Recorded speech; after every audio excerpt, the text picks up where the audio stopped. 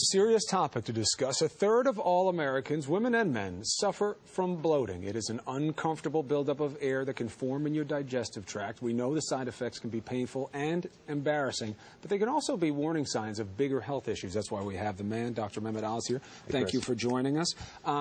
This is something that has to be taken seriously. What are we dealing with? Well, first of all, let's talk about the reality that for many folks, it can add about 3 inches to your waistline. So for that reason alone, it's worth paying attention to bloating. And it's for men and women. Of course, we don't have the problem personally, but for a lot of folks out there, it's an issue, and they get embarrassed about it. And I'm always concerned about embarrassing questions because we learn a lot if we just be honest about the reality. So let's talk about what's really happening inside of our gut. And aside, of course, from the more common reasons you get, there's some serious causes for it as well. All right, so let's go through the basics and we'll get to the larger issues. What causes it? Well, let's go to, I have a quick animation. Please. So if you just look at this big image of you got a person who's obviously a little bit bloated, and you look into their intestinal tract, you'll see pretty rapidly that what we're really talking about is that civil war is happening inside your gut. Civil war. And inside of there, you see this food bolus, like green, going through there. And the intestinal tract is irritated by that, Chris. And it spasms and it rebels and it makes gas. Now, here's the deal. 20% of the gas that causes the bloating in our body is actually from gas we swallow.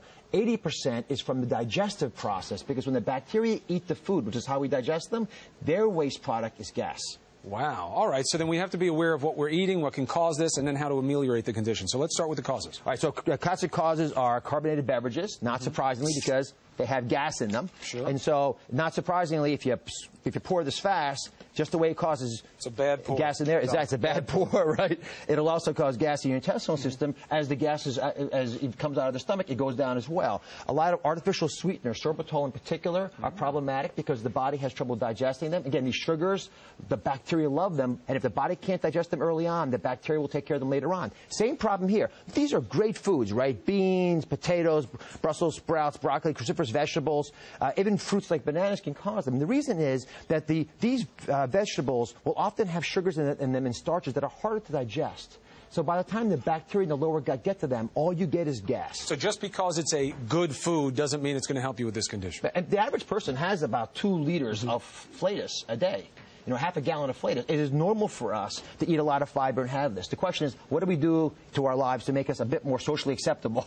Right. All right. And let's do that. What do we have here? We've seen the ads for this. Beano. Well, Beano has changed my life, I'll tell you. If you cannot soak your beans, which is a great way of loosening them up so the bowels can digest them quickly, Beano is wonderful. It has a product that digests raffinose, which is the sugar that's in a lot of these products. And because of that, it allows your body to digest them more rapidly. Very big reason for gas these days, as well as bloating, is gluten intolerance. It's increased about 4 times over the last 5 decades.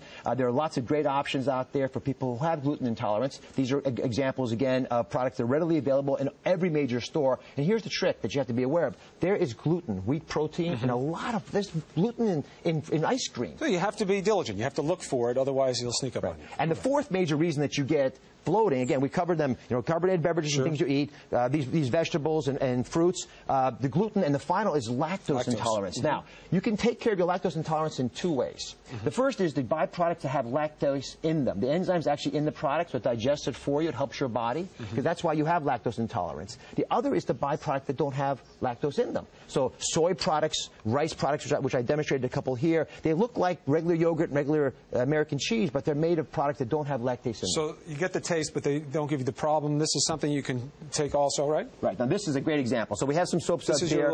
My little demonstration. The soap would be the gas. Exactly. And these are over-the-counter products, right? And they have simethicone in them. And if you watch this, the simethicone will actually dissolve this pretty quickly. And by doing that, it does the exact same thing inside your gut. And what you want to do is look for products that have simethicone in them. They help the bubbles dissolve, and wonderful for us for many reasons. Get all the tips on abcnews.com. Let's quickly show a clip from one of your upcoming shows, because this is an interesting topic. Yeah, and remember, a big cause of bloating is impure water. This is on my radar screen and yours. All right, so take a look at the clip. But what people don't recognize, and this is perhaps the most important thing I'm going to say today, because a lot of you know there's a problem here, you don't recognize you've got a problem here, which is the water we bathe in and shower in.